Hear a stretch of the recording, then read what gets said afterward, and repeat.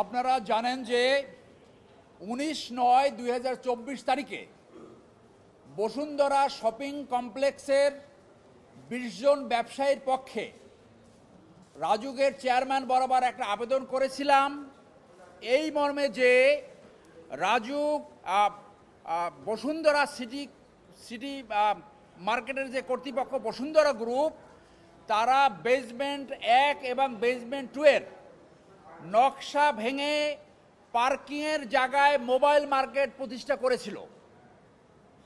Bashundhara group চালাকির আশ্রয় নিয়ে তারা একটা সংশোধিত নকশা দাখিল করেছিল।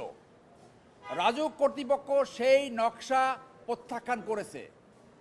আপনি চালাকিটা দেখেন যে নকশা ভেঙে তারপরে সংশোধিত নকশা দাখিল করছে, মানে কত বড় জালিয়াতি। সেই ব্যাপারে রাজুক কর্তৃপক্ষ তাদের সাথে মিটিং করে একটি চূড়ান্ত রিপোর্ট দিয়েছে। আমাদের আবেদনের প্রেক্ষিতে তাদের অভিযোগ প্রতিকার ব্যবস্থা কার্যকরী করে সেইখানে দেখা গেছে তাদের রিপোর্টে তারা বেসমেন্ট 1-এ 11,547 বর্গফুট এবং বেসমেন্ট 2-এ 31,372 বর্গফুট পার্কিং জায়গা সরিয়ে অবৈধভাবে মোবাইল মার্কেট প্রতিষ্ঠা করেছে।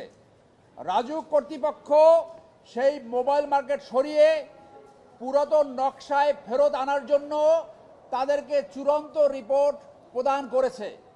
আমরা আপনাদের মাধ্যমে এই যে অরাজকতা, এই যে দস্যুতা, সেইটা জনগণের সামনে আপডেট দিচ্ছি এবং রাজুক কর্তৃপক্ষকে বিশেষ করে বর্তমান রাজুকের চেয়ারম্যান তাকে ধন্যবাদ জানাচ্ছি। তারা আইনগত ব্যবস্থা নেওয়ার জন্য চূড়ান্ত নোটিশ প্রদান করেছে। একটি দুর্বৃত্তায়িত ব্যবসায়িক গ্রুপকে যদি শৃঙ্খলায় আনা যায়, যদি আইন মানতে বাধ্য করা যায়, তাহলে দেশ নিশ্চিতভাবে সুশাসন এবং ন্যায় বিচারের দিকে যাবে।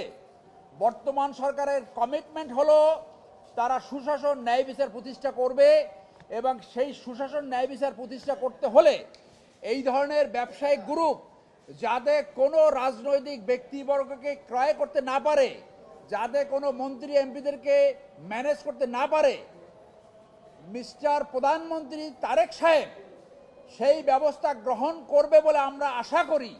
তারা ইতিমধ্যে আমরা জেনেছি বসুন্ধরা আবাসিক এলাকাকে সিটি কর্পোরেশনের আওতায় নেওয়ার একটা প্রক্রিয়া শুরু হয়েছে। সেইটা কতটুকু প্রোগ্রেস হলো আমরা জানি না। ইতিমধ্যে আমরা জানতে পারলাম তারা বেসরকারিভাবে ফুয়েল আমদানি করবে। জনগণ এই কথা শুনে ফুঁসে উঠেছে। তারেক সাহেবকে জনগণের এই সেন্টিমেন্ট বিবেচনায় নিয়ে এই সিটি কর্পোরে এই বসুন্ধরা মার্কেটের নকশা বহির্ভূত যে ব্যবস্থা গ্রহণ করেছে, মোবাইল মার্কেট করেছে, তার বিরুদ্ধে ব্যবস্থা থেকে কোনোভাবে সরে যাওয়া যাবে না এবং বসুন্ধরা আবাসিক এলাকাকে সিটি কর্পোরেশনের আওতায় নেওয়ার যে সিদ্ধান্ত, সেইখান থেকে যাতে না সরে যায় সেই আহ্বান আমরা জানাচ্ছি। আমি ভরসা রাখি হিরন স্মার্ট ওয়াটার পিউরিফায়ারে। অবৈধ এখানে বেসমেন্ট 1-এ 11,547 বর্গফুট, বেসমেন্ট 2-তে 31,342 বর্গফুট। এছাড়াও এই রিপোর্টের ভিতরে রয়েছে ওই বসুন্ধরা মার্কেটের দক্ষিণ পশ্চিম অংশে 8 তলা অনুমোদন ছিল, সেইখানে নকশা ভেঙে 9 তলা করেছে এবং পূর্ব পাশে 18 তলার স্থলে 19 তলা পর্যন্ত করেছে। এই রিপোর্টের ভিতরে তা রয়েছে। আমি একজন নাগরিক হিসেবে এই আবেদন করেছি। সংবিধানের আর্টিকেল 21 আমাকে সেই অধিকার দেয়। যদিও এখানে ওই বসুন্ধরা মার্কেটের 20 জন ব্যবসায়ী তার পক্ষে এই আবেদনটা করেছিলাম। তো আমাদের যে এই 20 জন ব্যবসায়ী তাদেরকে রিপ্রেজেন্ট করেছি এবং আমার ব্যক্তিগত ক্যাপাসিটিতে আমি এই আবেদন করেছি। এই কারণেই যে বসুন্ধরাকে যদি শৃঙ্খলায় আনা যায় অন্যান্য ব্যবসায়ী গ্রুপ, তাহলে তারাও শৃঙ্খলায় আসবে। এবং আপনি জানেন, আগেই বলেছি, তারা আমার বিরুদ্ধে তাদের মিডিয়া হাউস ব্যবহার করে তারা সিরিজ অফ ডিফেমেটরি নিউজ করেছে। আমার দুগ্ধপুত্রী শিশু তাদের ছবি পর্যন্ত ব্যবহার করছে, এখন পর্যন্ত ক্ষমা চায় নাই। অতএব তারা আমাদেরকে এমন জায়গায় নিয়েছে যে তাদের যে অপরাধ, সেই অপরাধগুলো করতে করতে তারা সীমাহীন একটা অপরাধ ভঙ্গকারী সংস্থায় পরিণত হয়েছে। সেই জন্য আমরা মনে করি এই একটা দুর্বৃত্তায়িত যারা রাষ্ট্রের ভিতরে রাষ্ট্র পরিচালিত করছে, রাষ্ট্রের ভিতরে একটা রাষ্ট্র প্রতিষ্ঠা করছে, তাকে যদি নিয়ন্ত্রণ করা যায় তাহলে 90% দুর্বৃত্ত ব্যবসায়ীরা নিয়ন্ত্রিত হয়ে যাবে।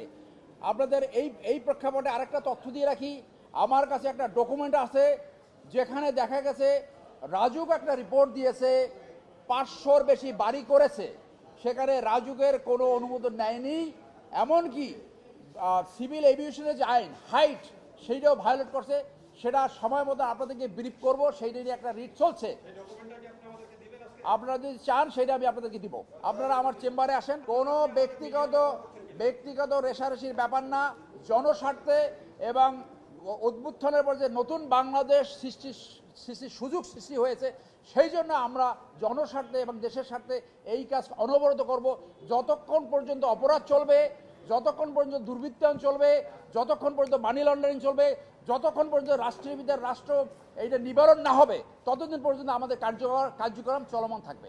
আমরা চাই জনগণ যার যার এলাকায় মার্কেট, আরও বেশি সচেতন নাগরিক আসুক, আরও বেশি আর্টিকেল 21 তারা প্রতিপালন করুক, যে সমস্ত এলাকায় এই ধরনের নকশা বহির্ভূত তারাও আগায় আসুক, আমাদের চেম্বার থেকে আমরা সহায়তা দেবো।